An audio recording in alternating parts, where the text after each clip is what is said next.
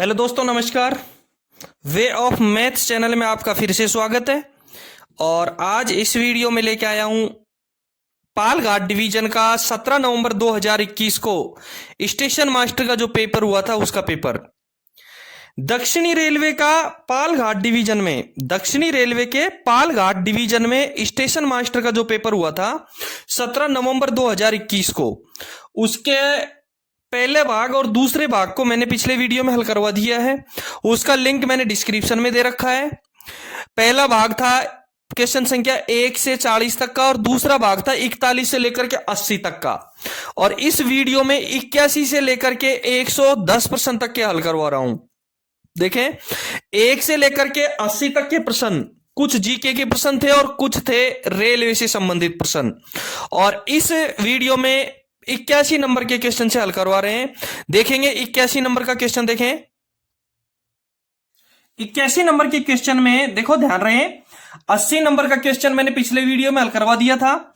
इस पेपर में 81 नंबर से लेकर के 80 नंबर के क्वेश्चन तक तो है डिपार्टमेंटली क्वेश्चन जो रेलवे से संबंधित हैं।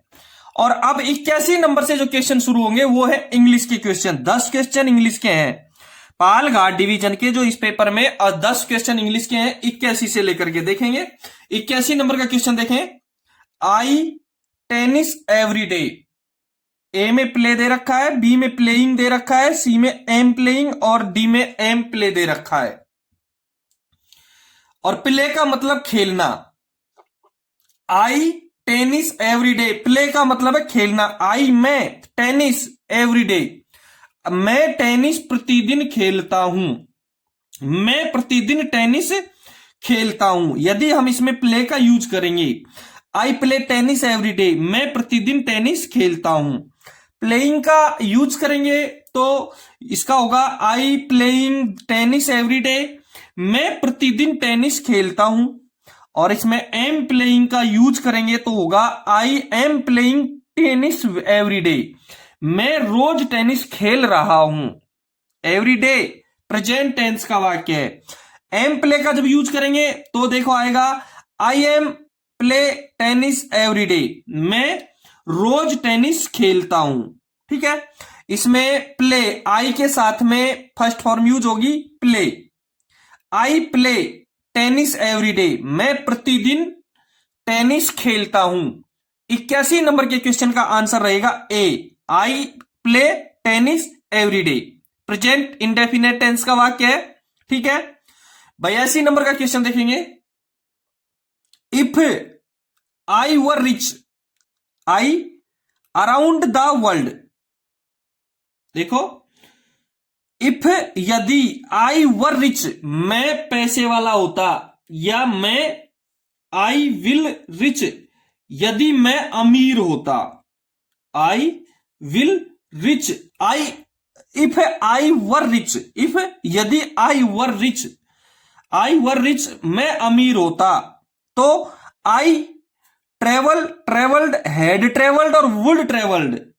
ठीक है, वुड ट्रेवल एवरी डे के साथ फर्स्ट फॉर्म का यूज होगा every day.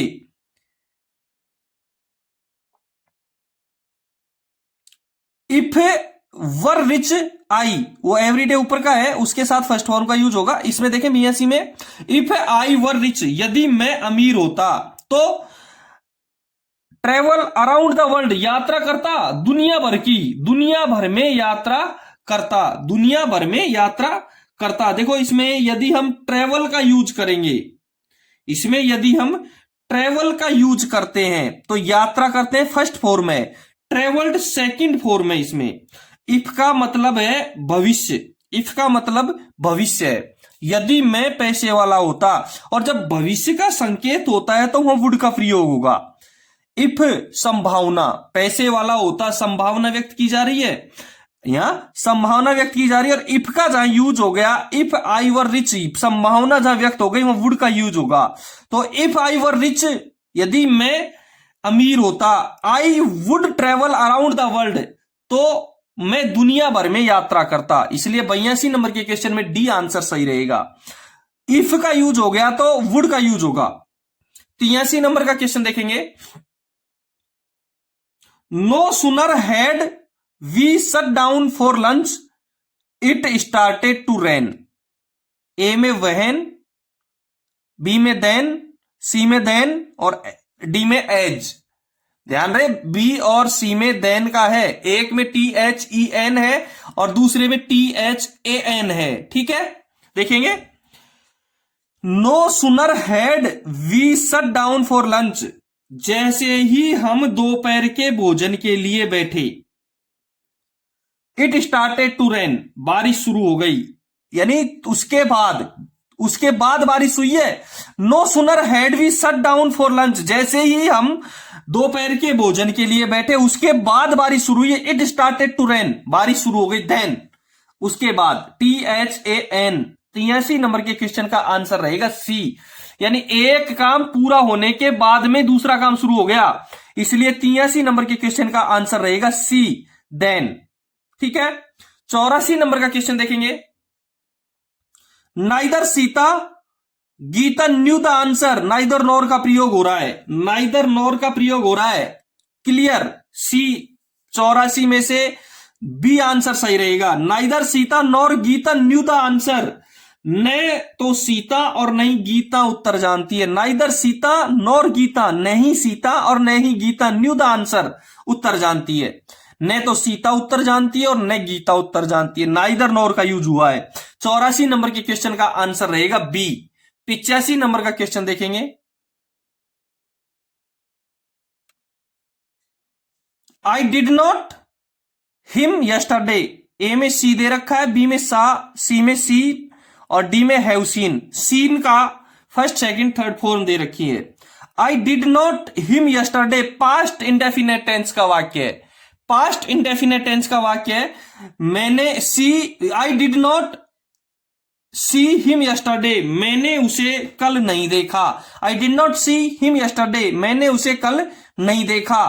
First form use होगा, प्रेजेंट पास्ट इंडेफिनेट टेंस का वाक्य है और पास्ट इंडेफिनेट जहां यूज होगा वहां फर्स्ट फॉर्म यूज होगी, इसलिए 85 नंबर के क्वेश्चन का आंसर रहेगा ए। 85 नंबर के क्वेश्चन का आंसर रहेगा ए, सी। 86 नंबर का क्वेश्चन देखेंगे।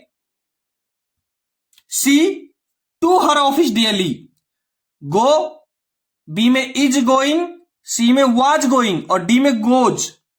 She to her office daily, go, वह जाती है उसके ऑफिस डेली, प्रतिदिन, वह रोज अपने ऑफिस जाती है।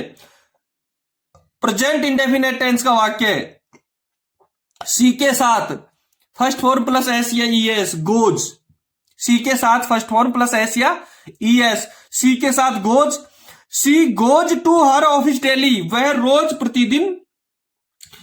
या प्रतिदिन अपने ऑफिस जाती है। सी के साथ गोज का प्रयोग होगा। 86 नंबर के क्वेश्चन का आंसर रहेगा डी। ठीक है, 87 नंबर का क्वेश्चन देखेंगे। Find out correctly spelled word from the following, निम्न में से सही स्पेलिंग वर्ड छांटिए। पैसेंजर दे रखा है और पैसेंजर का यदि आपको मीनिंग आता है तो आपका यह आंसर सही रहेगा। बी आंसर में PASSENGER, पैसेंजर यानी यात्रा होता है, यात्री होता है। और 87 नंबर के क्वेश्चन का आंसर रहेगा बी, पैसेंजर। ठीक है, अगला क्वेश्चन देखेंगे। 88 नंबर का क्वेश्चन देखें। Success in the examination depends hard work, success in the examination, परीक्षा में सफलता, डिपेंड निर्भर करती है, hard work on hard work कड़ी मेहनत के ऊपर। परीक्षा में सफलता कठोर मेहनत पर निर्भर करती है। आंसर रहेगा D, on. Success in the examination depends on hard work, परीक्षा में सफलता कठोर मेहनत पर निर्भर करती है। ठीक है, 89 नंबर का क्वेश्चन देखेंगे। Ram has been playing cricket और morning, Ram has been cricket, Ram सुबह से क्रिकेट खेल रहा है। मॉर्निंग, फ्रॉम, फॉर, सिंस और अर्ली, निश्चित समय। मॉर्निंग सुबह एक निश्चित समय की मात्रा दी गई है तो निश्चित समय के लिए सिंस का यूज होगा, निश्चित समय के लिए सिंस का यूज होगा। Ram has been playing cricket since morning, Ram has been playing cricket since morning. Ram सुबह से क्रिकेट खेल रहा है। राम सुबह से क्रिकेट खेल रहा है। 89 नंबर के क्वेश्चन में आंसर रहेगा सी, सिंस। 90 नंबर का क्वेश्चन देखेंगे। Scientist conducting studies on individuals genes for years. Have, B में हैव बीन, सी में हैज और डी में हैज बीन। हेल्पिंग वर्ब का यूज करने के लिए दिया हुआ है। साइंटिस्ट, ध्यान रहे, वैज्ञानिक, conducting studies on individual genes for year. वैज्ञानिक वर्षों से व्यक्तिगत जीनों पर अध्ययन कर रहे हैं। पास्ट टेंस से चलता आ रहा है, कंटिन्यूस है, पास्ट कंटिन्यूस टेंस। और पास्ट कंटिन्यूस में हैव बीन का यूज होगा। पास्ट कंटिन्यूस में किसका यूज होगा? हैव बीन का। Scientist have been conducting studies on individual genes for years. वैज्ञानिक वर्षों से व्यक्तिगत जीनों पर अध्ययन कर रहे हैं। वैज्ञानिक वर्षों से व्यक्तिगत जीनों पर अध्ययन कर रहे हैं। 90 नंबर के क्वेश्चन का आंसर रहेगा बी। दोस्तों, ये थे अंग्रेजी के 10 क्वेश्चन। इस पेपर में अंग्रेजी के जो 10 क्वेश्चन आए थे उनका हल मैंने आपको क्लियर करवा दिया। और अब 91 नंबर से क्वेश्चन है गणित के। 91 नंबर से क्वेश्चन है गणित के। 91 नंबर का क्वेश्चन देखेंगे। एक व्यक्ति ने 25,000 में स्कूटर खरीद किया है। 25,000 में स्कूटर खरीदा है। एक व्यक्ति ने कितने में खरीदा है? 25,000 में स्कूटर खरीदा है तथा 30,000 में बेच दिया है। 25,000 में खरीद करके 30,000 में बेच दिया है। इस लेन में उसका लाभ प्रतिशत बचाए। देखो, 25,000 में खरीदा है और 30,000 में बेच दिया है। 5,000 रुपए का लाभ हो गया है। कितने का?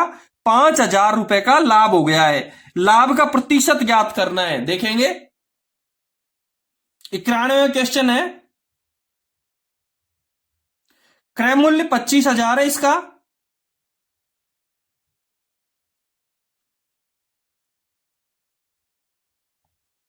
और विक्रय मूल्य इसका है 30,000। ऐसे क्वेश्चन सरल क्वेश्चन है। ये कोई इंपॉर्टेंट इतने नए नहीं, महंगे नहीं है, मतलब जिसको आप याद नहीं कर सको।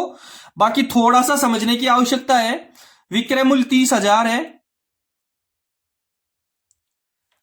क्रय मूल्य 25, विक्रय मूल्य 30। 25,000 में कोई चीज खरीद करके 30,000 की बेच दी तो लाभ हो गया कितने का? 5,000 रुपए का। लाभ हो गया 5,000 रुपए का। अब हमको निकालना है इसका लाभ प्रतिशत निकालना है। लाभ प्रतिशत निकालना है और लाभ प्रतिशत का सूत्र होता है लाभ 5,000 बटे क्रय मूल्य 25,000 गुणा 100। 3 जीरो से 3 जीरो कट गई। 25 का भाग 100 में दिया, 4 बार गया, 4 को 5 से गुणा कर दिया, 20%। इसका लाभ हो गया 20%। साइकिल का, स्कूटर का लाभ हो गया 20%। 91 क्वेश्चन का आंसर रहेगा बी, 20%। यदि आपको सवाल में कोई दिक्कत है तो मेरे को कमेंट्स बॉक्स में जरूर कमेंट करना। 92 नंबर का क्वेश्चन देखेंगे। एक कार्य को 36 पुरुष 18 दिन में पूरा कर सकते हैं। एक काम को 36 पुरुष 18 दिन में पूरा कर सकते हैं, तो इसी काम को 27 पुरुष कितने दिनों में पूरा कर सकते हैं? इस कार्य को, एक कार्य को 36 पुरुष 18 दिन में पूरा कर सकते हैं, तो इसी कार्य को 27 पुरुष कितने दिनों में पूरा कर सकते हैं? देखेंगे इसको। 92 क्वेश्चन है। 36 पुरुष 18 दिन में पूरा करते हैं। 36 पुरुष 18 दिन में पूरा करते हैं। ध्यान रहे, 36 आदमी 18 दिन में पूरा करेंगे तो एक आदमी कितने दिन में पूरा करेगा इसको? 18 गुणा 36, 18 गुणा 36। लेकिन 27 पुरुष कितने दिन में पूरा करेंगे? इसमें भाग दे देंगे 27 का। 18 गुणा 36 बटा 27। 9 दूने 18, 9 तिये 27, 3 का भाग 36 में दिया, 12 तिये 36, 12 2 से गुणा हो जाएगा 24 दिन में। 27 आदमी कितने दिन में पूरा करेंगे? 24 दिन में पूरा करेंगे। आंसर हो जाएगा 92 नंबर के क्वेश्चन का आंसर हो जाएगा ए। 92 नंबर के क्वेश्चन का आंसर हो जाएगा ए। 24 आदमी पूरा करेंगे, 27 पुरुष कितने दिन में पूरा करेंगे? 24 दिन में। 27 पुरुष कितने दिन में पूरा करेंगे? 24 दिन में। ठीक है, 92 नंबर का क्वेश्चन पूरा हो गया। 93 नंबर का क्वेश्चन देखेंगे। 93 नंबर के क्वेश्चन में निम्नलिखित संख्याओं में 7 द्वारा विभाजित संख्या कौन सी है? अब मैं इससे पहले आपको एक भाजकता का नियम समझाना चाहता हूं। भाजकता का नियम समझाना चाह रहा हूं 93 क्वेश्चन से पहले। 7 की भाजकता का नियम आप चाहे लिख सकते हैं। एक 7 की भाजकता का नियम है कि किसी संख्या के इकाई का अंक को दुगुना करके, किसी संख्या के इकाई के अंक को दुगुना करके शेष संख्या में से घटाए जाते हैं जब तक कि शेष संख्या 7 से कट न जाए तो वह संख्या 7 से पूर्ण भाज्य होती है। किसी संख्या के इकाई अंक को 2 गुना करके शेष संख्या में से घटाते जाते हैं जब तक कि शेष संख्या 7 से कट न जाए तो वह संख्या 7 से पूर्ण भाज्य होती है। 93 के पहले में देखेंगे हम। 93 के पहले का देखेंगे 477। नियम है कि इकाई के अंक को 2 गुना करके शेष संख्या में से घटा दो। इकाई का अंक 7 है, इसको 2 गुना करके शेष संख्या में से घटा दो। 47 में से 14 घटाएंगे। समझ में आ रहा है? किसी संख्या के इकाई के अंक को 2 गुना करके शेष संख्या में से घटा दो। 7 में से 4 गए तो 3 और 4 में से 1 गया तो 3। 33 में 7 का भाग नहीं जाता है, तो ये 477 में भी 7 का भाग नहीं जाएगा। 517 इकाई का अंक में से को दुगुना करो 14 और इसको शेष संख्या 51 में से घटा दो। 11 में से 4 गए तो 7, 4 में से 1 गया तो 3। 37 में 7 का भाग नहीं जाता है, इसीलिए यह भी 7 से विभाजित नहीं है। सी में ऑप्शन में 625 है, वो देख लो। इकाई का अंक 10 है, 10 को 62 में से घटाएंगे तो 52 हो जाएगा और 52 में 7 का भाग नहीं जाएगा, इसलिए यह भी ऑप्शन गलत है, इसलिए भी 7 से विभाजित नहीं है। 672 है, 672 में 2 का दुगुना 4, 4 को 67 में से घटाएंगे तो 63 आएंगे और 63 में 7 का भाग 9 बार जाता है, इसलिए 93 का आंसर रहेगा 672। निम्नलिखित संख्याओं में 7 द्वारा विभाजित संख्या 672 है। मैं भाजकता का नियम आपको एक बार बोल करके समझा देता हूं कि किसी संख्या के इकाई के अंक को 2 गुना करके शेष संख्या में से घटाते जाते हैं जब तक कि शेष संख्या 7 से कट न जाए तो वह संख्या 7 से पूर्ण भाज्य होगी। 93 का आंसर हो गया डी। 94 नंबर का क्वेश्चन देखेंगे। 261 भाग x, जिसको कुछ नहीं दे रखा है हम x मान लेते हैं, गुणा 15 प्लस 270 बराबर 405। देखो इसको कैसे हल करेंगे। 94 94 261 भाग x गुणा 15 प्लस 270 बराबर 405। ठीक है, 261 बटा x, भाग के चिन्ह की जगह हम नीचे लिख सकते हैं, गुणा 15। 270 इधर प्लस का उधर जाएगा माइनस का हो जाएगा, बराबर 405 माइनस 270। कोई दिक्कत हो तो कमेंट्स करके जरूर बताना। 261 बटा x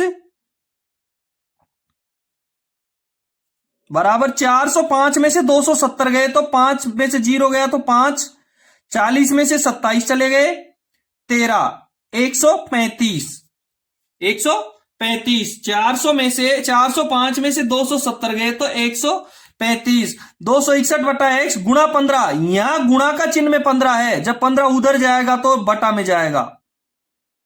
उधर गुणा के चिन्ह में 15 है, उधर नीचे चला जाएगा भाग में। 15 का भाग 135 में दिया, 15 9 के 135, 261/x बराबर 135/15, यानी 261/x बराबर 9 हो गया। 261/x बराबर 9, तो 261/x बराबर 9, x 9 से गुणा हो जाएगा, 261 इसके नीचे के 1 से गुणा हो जाएंगे, यानी कि 9x बराबर 261 हो जाएगा। तो x बराबर 261/9, x बराबर 261/9, 9 का भाग 261 में दिया, 9 चौके 9 तिये 27, 27 ज्यादा हो गए, 9 दूने 18, 9 दूने 18 और 9 दूने 18 हो गए, बच गए कितने 8 और 9 9 के 81, 29, x का मान 29 प्राप्त हो गया। x का मान कितना प्राप्त हो गया 29 प्राप्त हो गया। 94 नंबर का आंसर रहेगा 29। 94 क्वेश्चन का आंसर हो गया सी, 29 इसका आंसर हो गया। देखेंगे 95 नंबर का क्वेश्चन। 95 नंबर के क्वेश्चन में है 34.36 माइनस 45.67 प्लस 86.56 बराबर x प्लस 37.96। x को एक तरफ रख दो, बाकी प्लस माइनस कर सकते हो। देखो कैसे करेंगे, देखो 95 नंबर का क्वेश्चन है 34.36 माइनस 45.67 प्लस 86.56 बराबर x प्लस 37.96, ये क्वेश्चन है। ठीक है, x को उधर छोड़ दो, बाकी को सबको इधर ले आओ। 37.96 उधर प्लस का, इधर आएगा माइनस का हो जाएगा। 34.36 प्लस का है, 45.67 माइनस का है, 86.56 प्लस का है, प्लस का प्लस में जोड़ दो। 37.96 उधर से इधर आएगा माइनस का हो जाएगा, उसको माइनस में जोड़ दो। प्लस के अलग जोड़ दिए हमने, माइनस के अलग जोड़ दिए। ये माइनस के हैं, ये प्लस के हैं। देखो 6 और 6 12, 4 और 5 9, 6 और 4 10, 8 और 4 12, 120.92 और इनको जोड़ दो। 6 और 7 13, 10 और 6 16, 7 और 6 13 और 4 और 4 8, 83.63 प्लस के तो हो गए 120.92 और माइनस के हो गए 83.63। 120.92 और 83.63, 120.92 में से 83.63 को माइनस कर दो।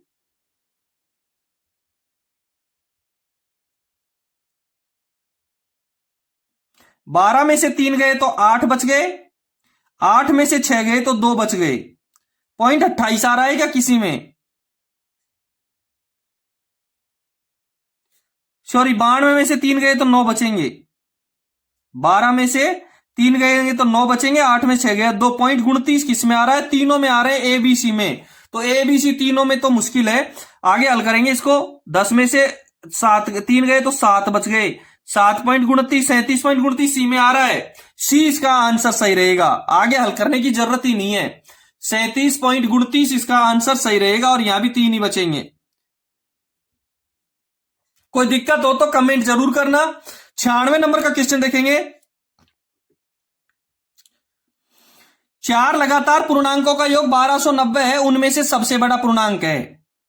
थोड़ा सा कठिन है। 4 लगातार पूर्णांकों का योग 1290 है, उनमें से सबसे बड़ा पूर्णांक है। देखेंगे इसको। 96 नंबर का क्वेश्चन है। 4 लगातार पूर्णांक, पहला पूर्णांक हम x मान लेते हैं, दूसरा पूर्णांक x प्लस 1 हो जाएगा। हर पूर्णांक ज्ञात करने के लिए 1 जोड़ते जाएंगे। तीसरा पूर्णांक x प्लस 2 और चौथा पूर्णांक x प्लस 3। सबका योग, पहला पूर्णांक x, दूसरा पूर्णांक x प्लस 1, तीसरा पूर्णांक x प्लस 2 और चौथा पूर्णांक x प्लस 3। सबका योग 1290 है। सबका योग कितना है? 1290 है। सबको जोड़ेंगे तो 1290 आएगा। अब x का मान ज्ञात करना है, पहला पूर्णांक आ जाएगा। जब से सबसे बड़ा निकालना है हमको, सबसे बड़ा x प्लस 3 है। सबसे बड़ा निकालना है हमको, सबसे बड़ा x प्लस 3 है। ठीक है, देखो x एक्स एक्स एक्स, कितने एक्स हैं? 4 एक्स हैं। कितने एक्स हैं? 4 एक्स हैं। एक्स एक्स एक्स कितने एक्स? 4 एक्स हो गए। 3 2 5 और 1 6, 6 उधर जाएंगे माइनस के हो जाएंगे। 4 एक्स 1290 माइनस 6, तो 4 एक्स बराबर 1284। 4 एक्स बराबर 1284, तो एक्स बराबर 1284 बटे 4, 4 तिये 12, 4 दूनी के 8 और 4 एकम 4, 321 प्राप्त हो गए। एक्स का मान 321 प्राप्त हो गया। सबसे बड़ा ज्ञात करना है, सबसे छोटा तो एक्स था, सबसे बड़ा था एक्स प्लस 3, तो सबसे बड़ा ज्ञात करने तो 321 में 3 जोड़ दो, 324 प्राप्त हो जाएंगे और 324 ही इसका आंसर हो जाएगा। सबसे छोटा पूछता तो 321 हो जाता, लेकिन सबसे बड़ा पूछ रहा है इसलिए 324 इसका आंसर रहेगा। ठीक है, सबसे बड़ा 324, 96 नंबर के क्वेश्चन का आंसर रहेगा डी। 97 नंबर का क्वेश्चन देखेंगे। 192 पाने के लिए एक संख्या को उसके 1/3 से गुणा किया जाता है। 192 पाने के लिए एक संख्या को उसके 1/3 से गुणा किया जाता है, उस संख्या का पता लगाएं। देखें, 192 प्राप्त करना है और उस संख्या को उसके 1/3 से गुणा किया जाता है। देखें, 97,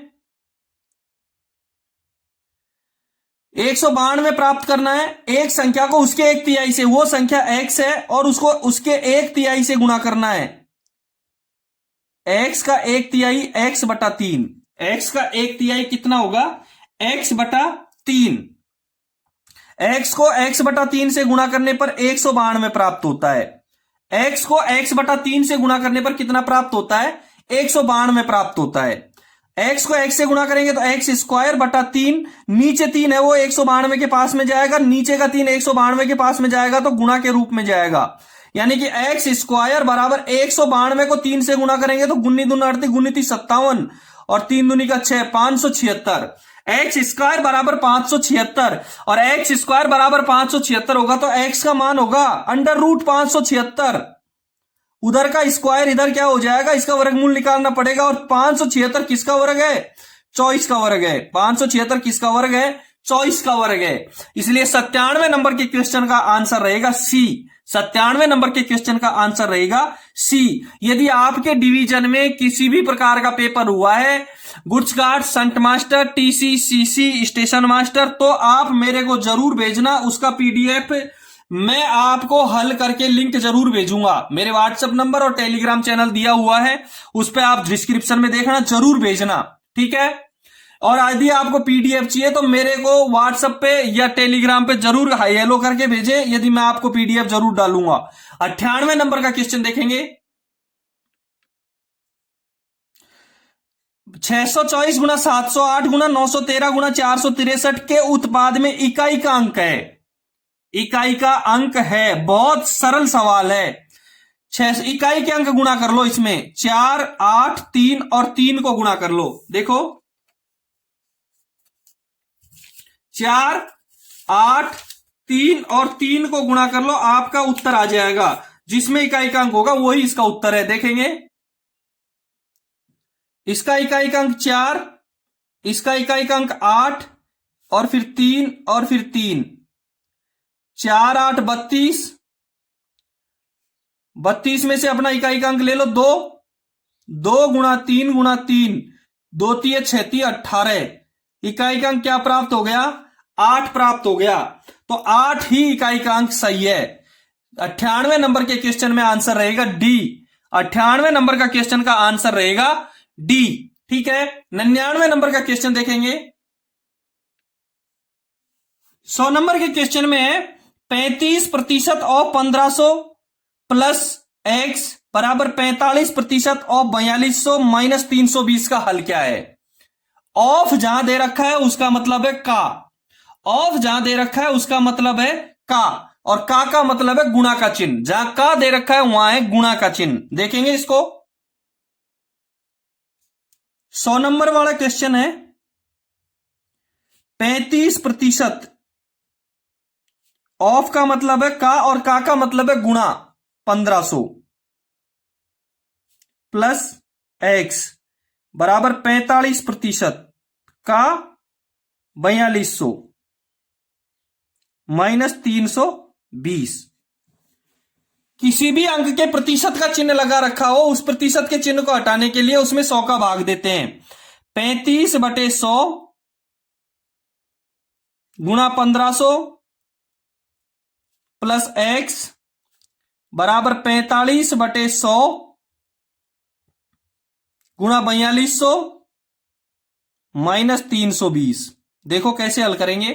पहले गुणा का चिन्ह हल कर लो। ये 2 जीरो से ये दो जीरो काट दो, ये 2 जीरो से ये 2 जीरो काट दो। 35 को 15 से गुणा करेंगे। 15 5 75, हासिल की 7, 15 थी 45 और 7 52, 525। 35 को 15 से गुणा किया 525 प्लस x बराबर 45 को 42 से गुणा करेंगे। 45 दूने 90, हासिल की 9 और 45 चौक 180 और 9 189। 1890 माइनस 320। 525 इधर का उधर भेज दो, x अकेला रह जाएगा। x बराबर 1890 इधर प्लस के रहेंगे, माइनस 320 माइनस के रहेंगे और 525 उधर प्लस के इधर आएंगे, माइनस के हो जाएंगे। ठीक है, हो गया हल। 1890 इधर ही रहेंगे। 1890 में से 320 और 525 को जोड़ दो। 500 और 300 825 और 20 45 845।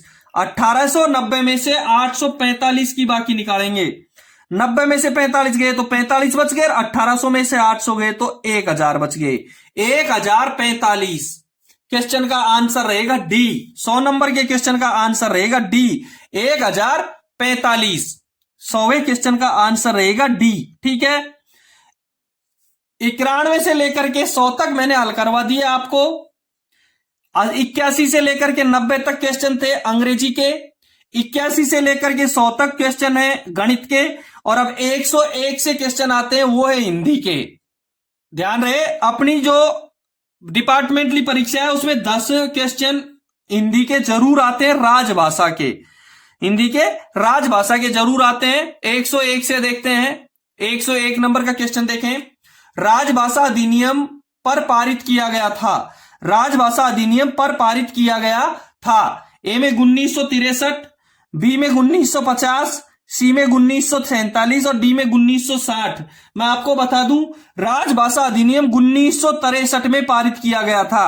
राजभाषा अधिनियम 1963 में पारित किया गया था। राजभाषा अधिनियम 1963 में पारित किया गया था। इसका संशोधन 1967 में हुआ था। राजभाषा अधिनियम का संशोधन कब हुआ था?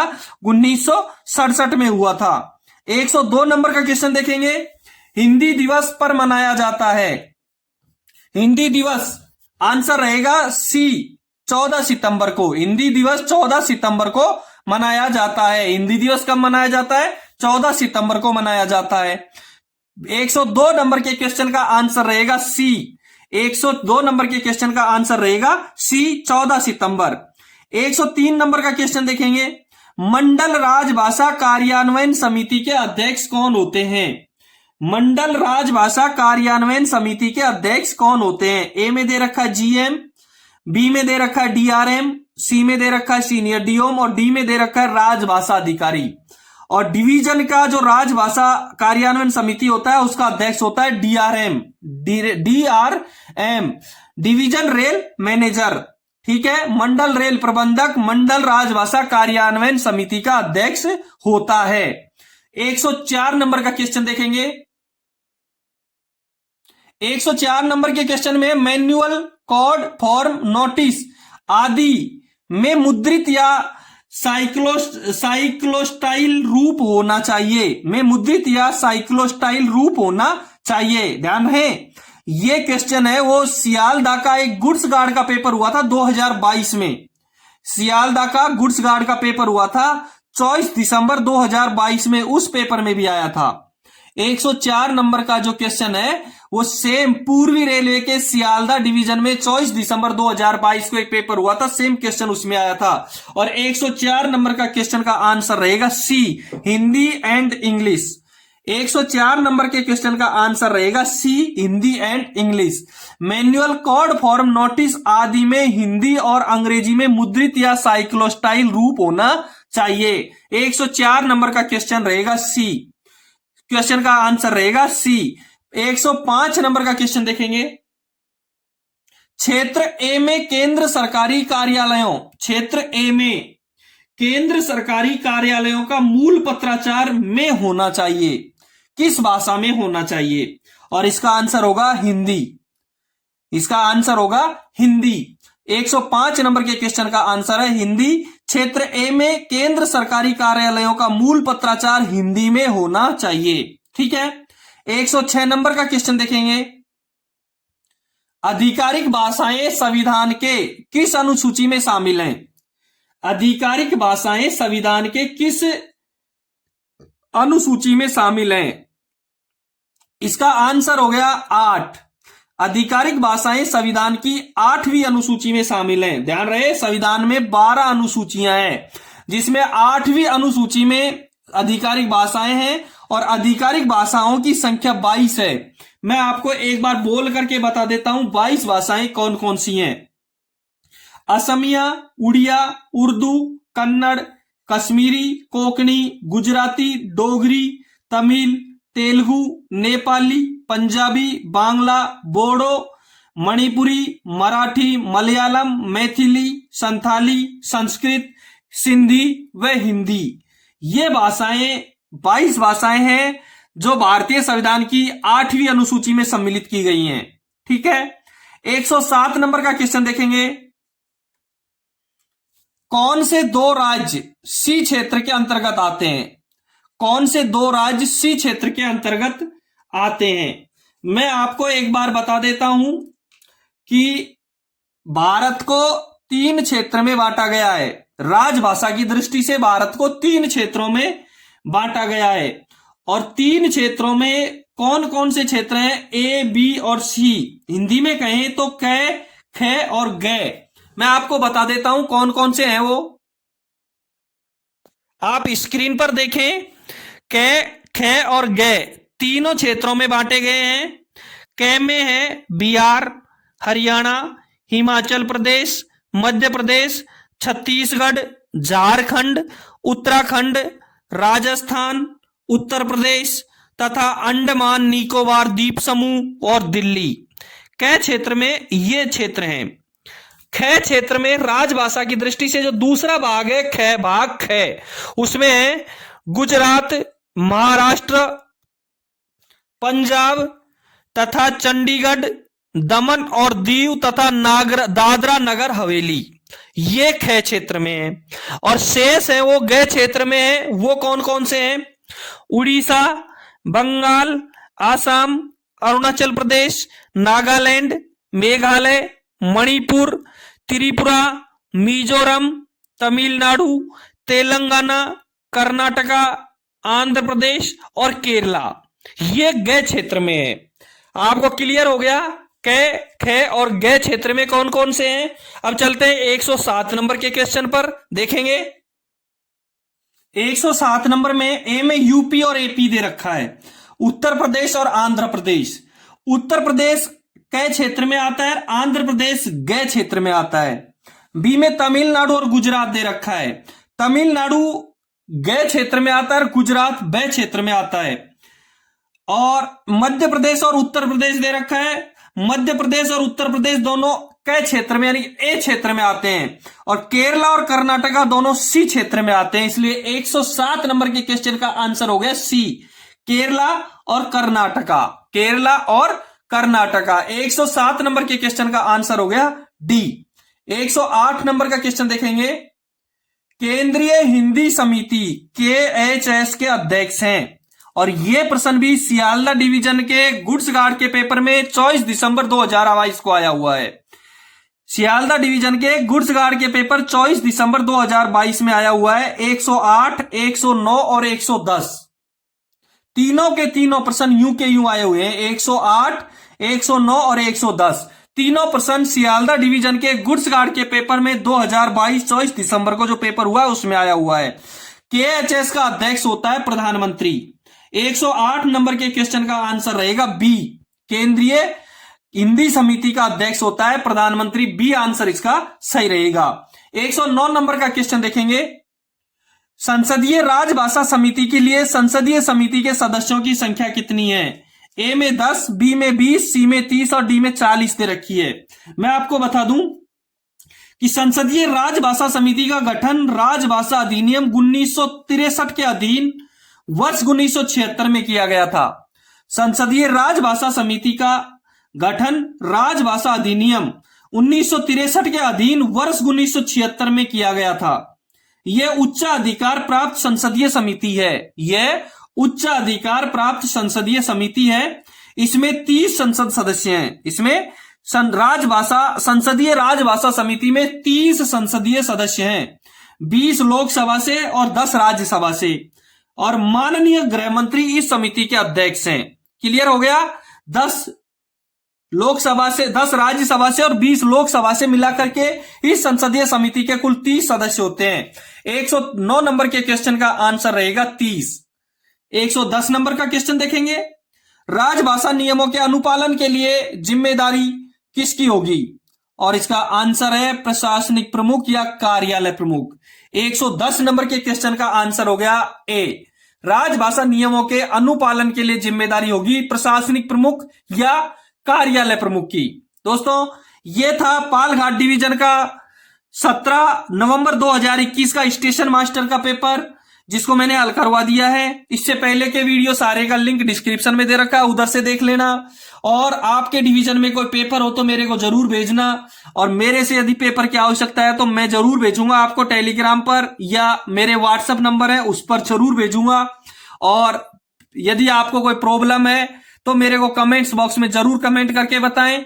अगले एपिसोड में फिर मिलते हैं अगले वीडियो के साथ, किसी नए एक पेपर के साथ में। धन्यवाद।